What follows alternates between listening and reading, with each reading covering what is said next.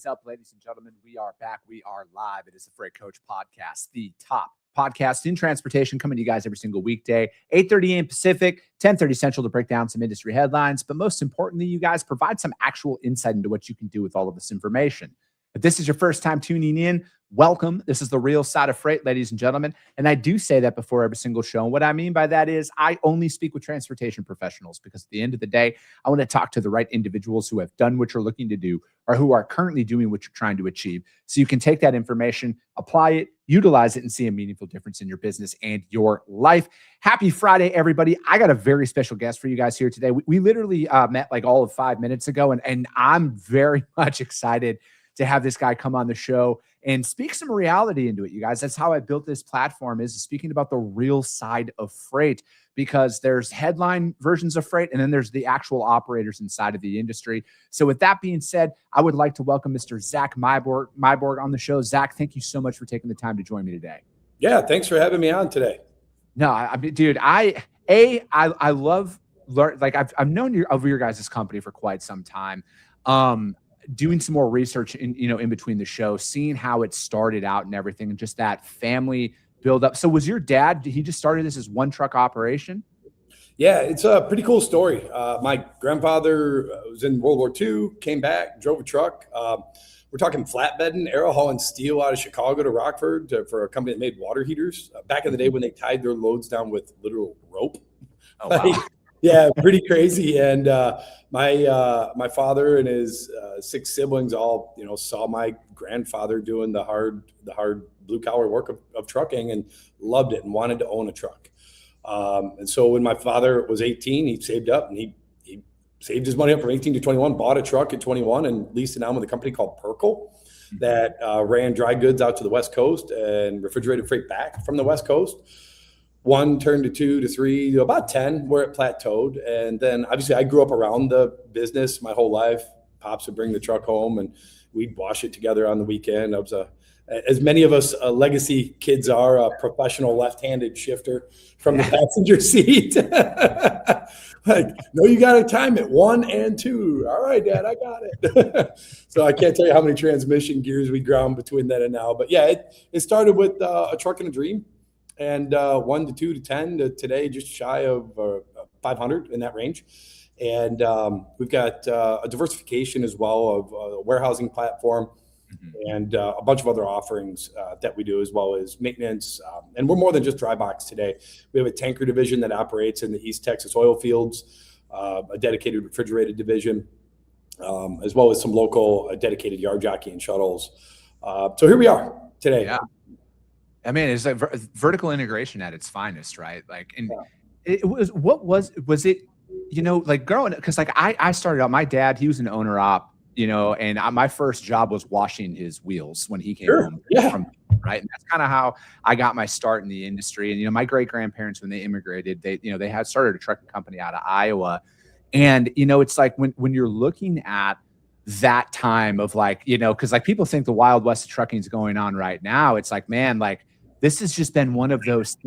Yeah, this is just who we are and what we do, but we've got to decide what we want to do and how relevant we want to stay as human beings instead of getting replaced by machines. And we're not quite ready for that conversation yet as an industry, but it's coming. But yeah, you're right. I mean, think of it back in the 1920s or 30s or 40s, right? You handed a set of keys and a wad of cash to a driver, and maybe you're based in Chicago and that driver needed to go deliver to Omaha. It was a 2-lane road over to Omaha. There was no interstate. There was no cell phone. Like, you hope the driver was paying attention to his fuel gauge and didn't run out of fuel. And then if he did, he had to figure out how to get fuel in it to get down the road. Or if he blew a tire, he had to replace that tire. So like, the Wild West of trucking, this is trucking. This is what we do. We move freight. Sometimes it's ugly. But today we've got a lot of laws that are recklessly outdated, and they're haphazardly enforced at the enforcement level on the highways. But if you ever enter a court of law, man, these plaintiffs will hold a gun to your head with these nuclear verdicts. And we just saw that $604 million one, come out of Texas. And it really makes you wonder, is it the juice worth the squeeze in trucking anymore? And so you mentioned that your grandparents were immigrants. My grandparents were immigrants as well. I love immigration. I love immigrant labor. But if we're going to have laws, we need to follow the laws. And if we're not going to follow the laws, cool. Either enforce the law or change the law. And one of those today we really got to talk about. We have to talk about this, is the ELD fraud. In fact, I shot you over a couple of those videos. Do you mind showing either one of those videos? Because ELD fraud today is rampant. There's 4 million trucks. Hey, here.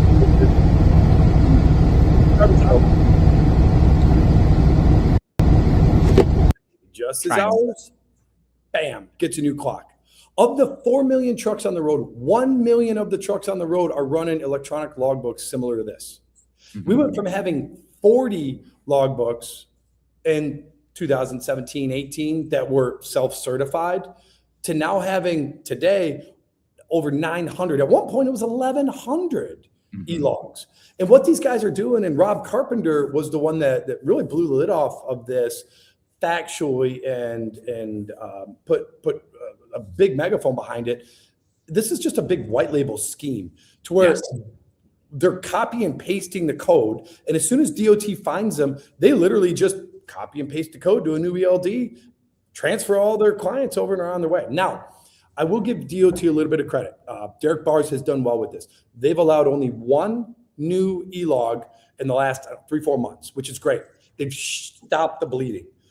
But the patient, which is the American economy and the transportation sector of our American economy, is still on the intensive care operating table because we've got hundreds of these fraudulent e-logs that all they do is copy and paste the code and dump it over to a new one. And the worst part of it is when FMCSA finds a fraudulent e-log, they give the carrier 60 days to find a new e-log. And if the carrier can't find a new e-log, they let them use paper logbooks. Wait a minute, guys. The carrier is the problem here. The carrier is the one that's calling in and having the hours scrubbed on the e-log. It's not the e-log accidentally resetting the hours of service for the carrier. This is done very much on purpose. So this has got to stop. My solution is a really simple one. The solution is not more enforcement. It's not. Like, how many times, honestly, have we ever gone to our government? Ever have we gone to our government and said, we have a problem, please fix it, and they fix the problem? Yeah. It doesn't happen, guys.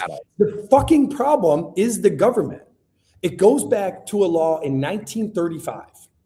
1935 is when our 70-hour law came into effect. Now, let's think about this. You get 70 hours in 8 days. Do the simple math. The max you can work is 8.75 hours on average. So that's 15.25 hours. You're sitting in a truck stop doing nothing. Well, of course, there's going to be a massive incentive to cheat that. So should drivers be limited to 8.75 hours on duty, which would be driving, loading, unloading, fueling, pre-tripping, post-tripping, communicating with dispatch, sitting in traffic, and oh, by the way, the most important part, actually moving some freight, right? No, that's not right. Within a 24-hour window, we're already allowed to work 14 hours. Let us work 14 on and 10 off, period. No other rules.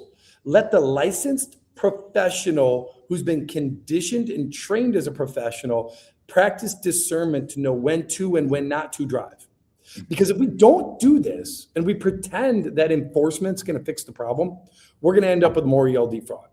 You can roll that second ELD video if you want, just to prove it. Here's a totally different ELD design. And you can see, all right, hours, boop, boop, boop, got fresh hours. Like, this is simple, guys. There are hundreds of examples of this online. We have to fix this. And the only way to fix this is let's think about the law written in 1935. And mind you, that law was written mostly by the railroads.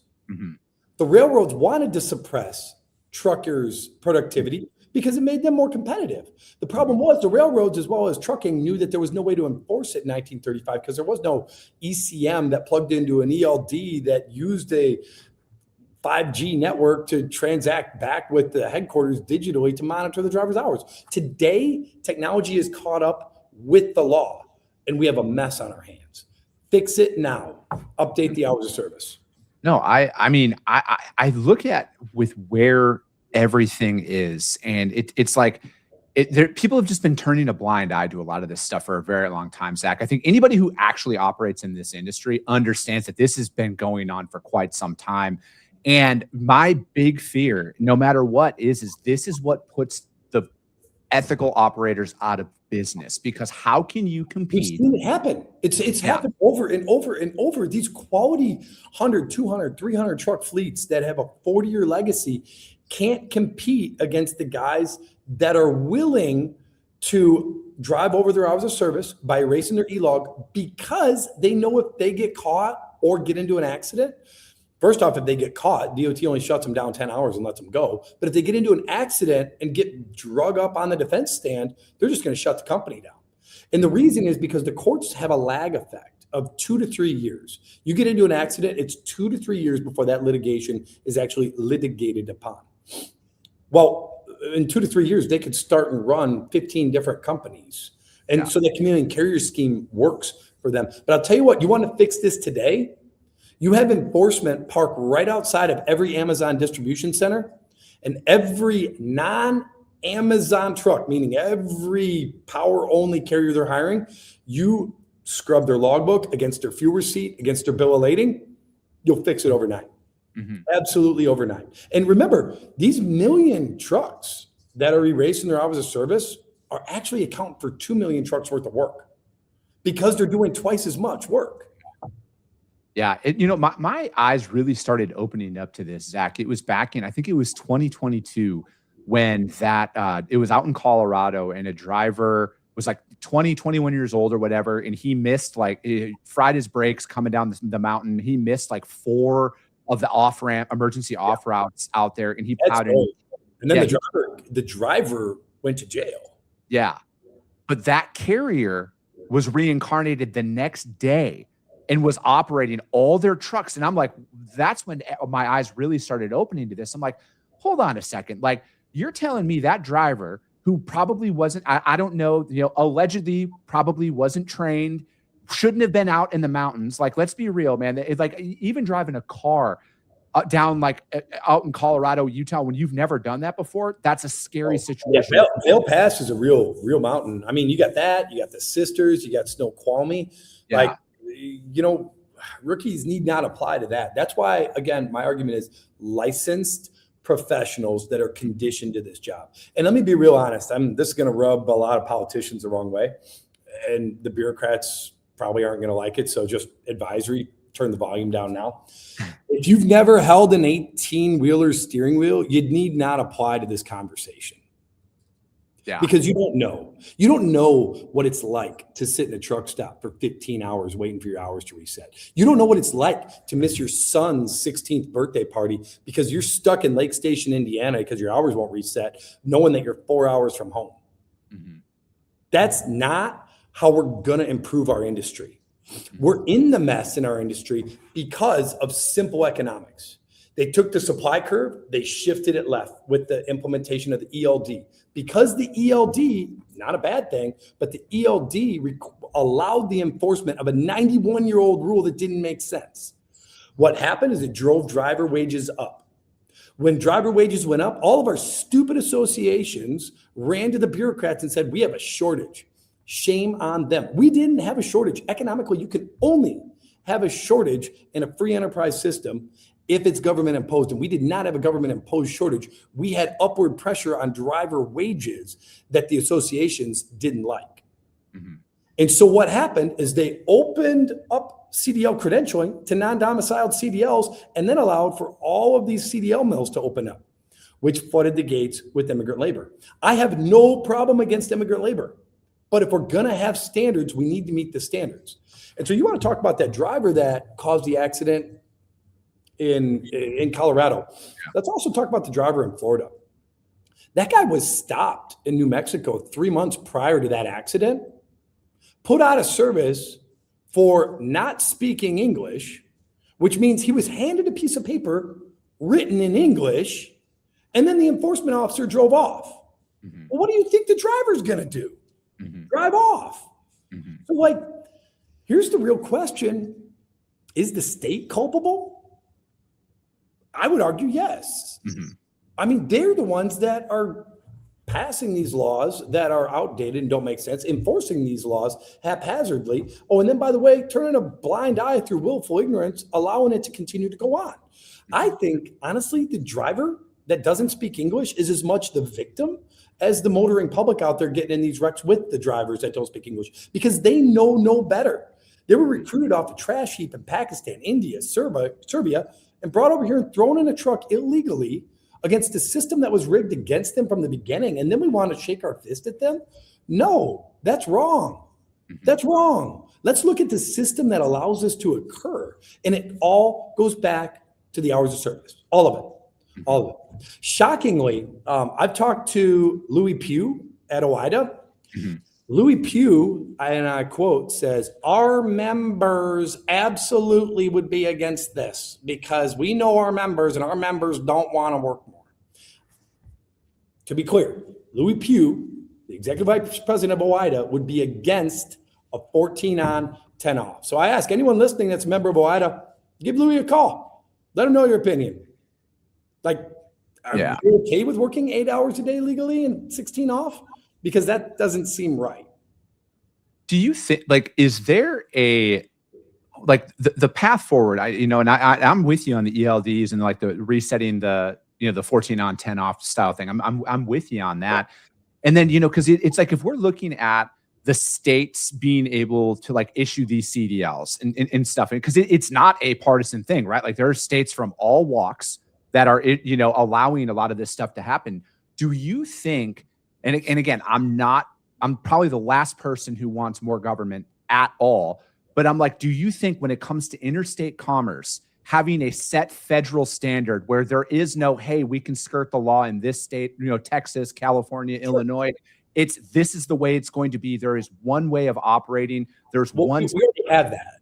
We're just too cowed by our government to know it. In the Constitution, there's what's called the taking clause, right? Like, states cannot regulate interstate commerce. So, like, if you're going to stand behind your Constitution, the feds make the rules, and that's the rule, period. The state can't impede upon interstate commerce individually. So I do agree with you that one standard is acceptable. My argument is the one standard we have today is causing a massive market disruption and a divergent supply curve, which causes a lower cost delta to those that cheat the rules rather than a higher cost delta to those that abide by the rules. And it's not enforced at the roadside, but it is enforced in the courtroom when you're on the defense stand. And that's why we're seeing these nuclear verdicts. But the nuclear verdicts are worthless because of a chameleon carrier scheme. You just shut it down and start a new carrier and you're on your way. So it's really, really important that we as an industry decide if we're going to have the standard, should we update the standard to a relevant standard, or are we going to continue to ignore the standard and look the other way and allow this divergent supply curve to exist? That's why you see these $5,000 boxes of rocks pulling around $50,000 Amazon trailers. That's why you see these piece of junk 1997 freight shakers with the bumpers dragging on the ground, pulling a Swift trailer as a power only contractor. That's not okay. We can fix it though, not by enforcement, by updating the 91-year-old hours of service rules written by the railroads to suppress trucking productivity. Call your association that you belong to. Tell your Louis Pughs of the world that, maybe we should take another look at this and update this, because I do want to legally work more than 8.75 hours a day, 70 divided by 8. Simple math. Anyone wants to argue that, get your calculator out. All right. Is there, so, it's like we're looking at a lot of this. Do you think that I don't want to say it's too far gone, right? Do you think that there is meaningful progress that we can make as an industry to, again, I'm all about protecting the people who are doing it the right way. Sure. And I like, because for me, it's like, as somebody who is self-employed, I've got everything on the line to make my business work, right? Like there is no trust fund, there is no golden parachute, there's none of that. And that's how a lot of people go out and get into this industry. And it's like, I look at with where things are, and it's like, it's the selectiveness of it, because it's like, I think people are having a hard time comprehending this, Zach. Maybe it's just me. Maybe I'm naive. Maybe I'm looking at it wrong, but criminals don't care about the law. And when they don't get punished for breaking the law, why not continue to do what they're doing? And I think like that's where we're like, from my seat, that is where we are today. We have allowed this to go on, and we're continuing to allow it to go on. Well, it's at a critical mass right now. And here's what we have facing us. Like, let's just be real for a minute. As a driver talking to other drivers, we either fix it now, or we're absolutely accelerating the demise of the human driver in the cab. Mm-hmm. AI will be here and will replace us at some point in time. Maybe it's 200 years down the road. Maybe it's 2 years down the road. But if the limiting aspect of productivity on the truck is 8.75 hours because of the human element of 30-year outdated studies, right? And 91-year-old rules that initiated it, written by our competitor, the railroads. Mm-hmm. Well, AI doesn't have that limitation. Mm-hmm. And we are a rapidly decreasing cost industry. You know this as a driver. You know this as an owner-operator. Every additional mile that you drive, your marginal cost per mile decreases, right? So your marginal profit increases every mile that you drive because your overhead is fixed. Your fixed costs are fixed. And you're denominating that by that additional mile, that additional hour. So if we're going to allow the compliant companies to limit their productivity to 8.75 hours while willfully turning a blind eye to the non-compliant operators who are operating 16, 18, 20 hours a day, while also, mind you, tolerating the other sectors of our industry that we look the other way, like agriculture and livestock, who have no hours of service, or, by the way, fertilizer, out of the blue, FMCSA just said, yeah, if you're home fertilizer, you can drive for 16 hours. Not be on duty, drive 16 hours. Wait, what? So that same study you quoted me about safety, because if I remember right, wasn't fertilizer used mixed with diesel fuel in the Oklahoma City bombing? Yeah, it was. All right. What are we doing here, guys? Why are we afraid of our government? Pick the phone up, call the FMCSA and explain to them, we're tired of this. We want to be able to compete against the non-compliant. We can do it safely. Within a 24-hour period, you already allow us to work 14 hours. 14 hours on duty, 10 hours off duty, period. No drive line, no sleeper berth line, no 34-hour reset, no split sleeper bullshit, just 14 on, 10 off. It increases the productivity. It lowers your operating cost. It's deflationary to the U.S. economy. It will have downward pressure on rates, so shippers should like it. It will, though, however, increase your marginal profit per mile because your costs are going to come down faster than what that revenue will. Like this is basic economic size. We are our own problem. Yeah. No, and I think, I think it's also, good to note that the beauty of the free market is the simplicity of what you're presenting here, Zach, is like nobody's telling you have to drive and work 14 hours. Like you can work 6 if you want, right? But it's like, let it be as simple as that. And, because, and this is what's so important about having a conversation like this, because how many people in our industry are even aware of what a sleeper berth is? How many people in our industry are even aware of 90% of what you're talking about right now? Yeah. How many bureaucrats that went to their little grandstand speech about how they're going to fight fraud in trucking drove straight through the night to get there? Yeah. Let's ask that question. Did he log his hours of service? Yeah. Like that, I have a major problem with, major problem with, because at 8.75 hours or you're 11 or you're 4, you need to shut that puppy down. You're technically on the clock. Mm-hmm. I think it's like the layers of complexity that have been added in to this industry it's making, like what you said at the beginning is the juice worth the squeeze. And, my honest thought is it drives more people away from this industry. People. Yes. We need to differentiate there. What we're doing is we're attracting the bottom feeders in our world, right? The people that are happy living out of the truck making 50, 60 grand a year, because that to them is a big deal. I don't want that. I want the driver that wants to make $120,000 a year because he's worth that. Because he's living out of the truck and he's working hard. He's moving a lot of freight and he's going home every weekend. He's not shutting down in Lake Station, Indiana, 4 hours away from his house. He's getting home. That's the guy that I want. But we are our own worst enemy. Pick up your phones and call your associations. TCA, ATA is against this too. Just to be very clear, ATA is against this. The only ones that are for this is American Truckers United. And honestly, those guys got it going on. Like they really do. Shannon's right on. And passing these laws like Delilah's law would be a good thing for us. The Ghost Truck Act, not a bad concept, horribly executed. I don't know if you've read that or not.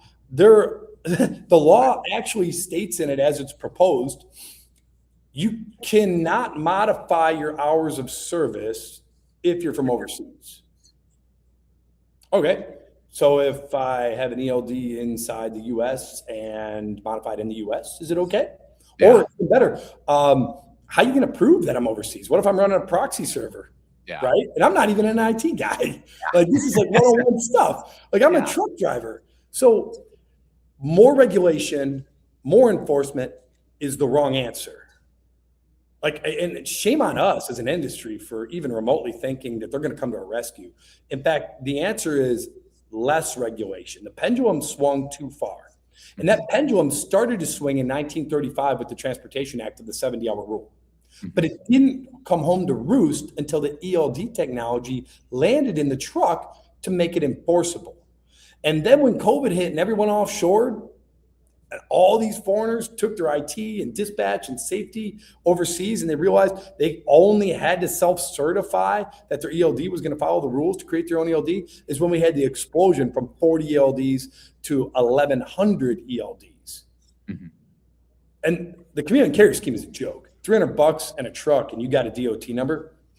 That's ridiculous. We need to have a little barrier to entry. Like maybe you have to have a TWIC card assigned to you, assigned to your ELD, another Rob Carpenter idea. Or maybe the barrier to entry needs to be a bond of $500,000. Now that doesn't mean actually $500,000. That means buying into a bond that pledges $500,000. And then that bonding company is going to hold you liable for following those rules. But the risk to the motoring public is just too damn high for us to be willfully ignorant to these turbine Suburbans running around torpedoing people on the road at 70 miles an hour. It is not acceptable. And our bureaucrats and enforcement officers looking the other way can fix this today. And if they truly mean it, go park your shit in front of Amazon's DC and start doing some actual investigative work, audit the logs, fuel receipts, toll receipts, bills of lading against it, and you will see the disaster that you've allowed to brew on our hands.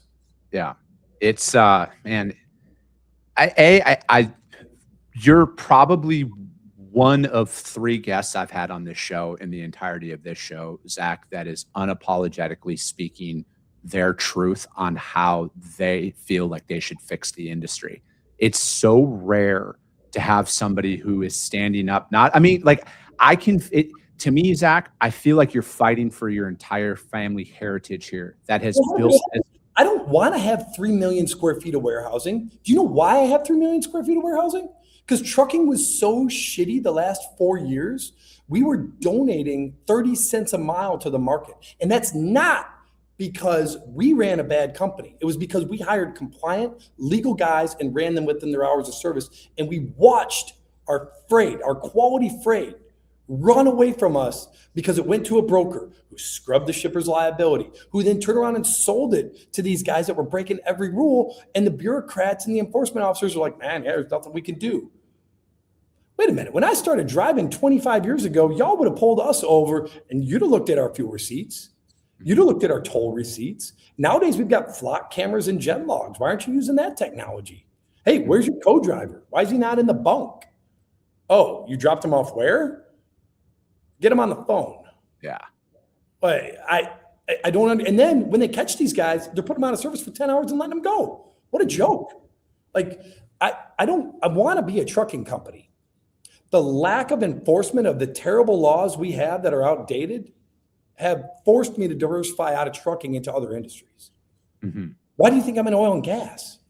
It's hours of service exempt. Yeah. Is that okay? Obviously it is. Honestly, my oil and gas operators are probably some of my safest operators. And the reason is because they take pride in what they do. Mhm. Today, our average truck driver doesn't have the pride that he had back in the 80s. And the reason he or she doesn't have the pride is because they've been robbed. They've been robbed in their industry time and time again because their productivity has been suppressed. Well, I'm sorry, but productivity directly correlates to wages. When you take a guy's wages, he don't want to be here. Yeah. And all of you gender confused folks out there, you're included in this too. Just pick your category. Oh man, Zach, I could have you on like once a week, man. This has been great. It's but you know, like no matter what, man, you care about this industry more than almost anybody I've ever talked to. Like I think when you strip this away, man, I've interviewed a lot of people, Zach. There's a lot of pride behind what your family has built and what you're doing out there, and you're damn, like somebody has to speak up. And I think like, you know, I also hear a little bit of I would rather just be running my trucking company. I don't want to talk policy at all because it's like this, like I feel that, man, but it's like it's gotten to that point where, you know, and I've been saying this for so long on the show, like we as an industry have to fix this industry. Like nobody watch it run away from us. Yes. It's one or the other, but the decision is here.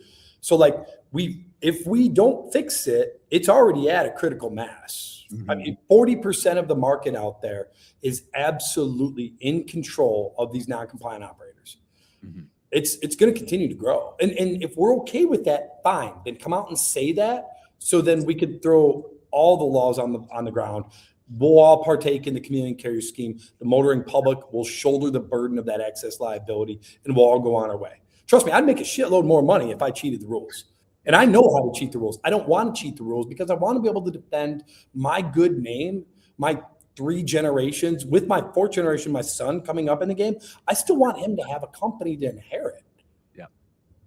Yeah, man, I love it. Zach, thank you so much for your time today. I know we've got like, I think we could go for like 2 straight more hours about a lot of stuff. How does anybody reach out to you if they want to find out more, if you guys are hiring, anything like that? Yeah, I'm not bashful. If y'all want to reach out to me, you could Google Meiborg, comes right up. We've got a Facebook following. I mean, I've got a Facebook profile. If y'all want to send me some hate mail, that's cool, but just be gentle on it. I'm like everyone else. I've got a background. It's okay. We've today, I only have 2 open trucks in our whole fleet. I think speaks pretty loudly, right? Very high. But you know, if we are hiring owner operators with their own truck, we're primarily a dry van fleet, but we do have about 25% of our fleet that operates in the oil field doing tanker work, and about 25% does dedicated refrigerated work. We've got warehousing in Houston and Rockford, a suburb or outside of Chicago. So yeah, if you're interested, come find me and we'll talk. If you want to have a conversation offline about my ideals, if you want to tell me why I'm wrong, great, please tell me. I'm all ears. I'd love to hear it to help craft my own argument. But I truly think we can fix trucking by adjusting our 91-year-old hours of service to just a simple 14 on, 10 off. Mm-hmm. And that brings pride back to our industry. It brings a very quality wage back to a quality, competent driver that deserves it, man, woman, or other. And we're going to see the industry really start to heal from the years of trauma it's been up against.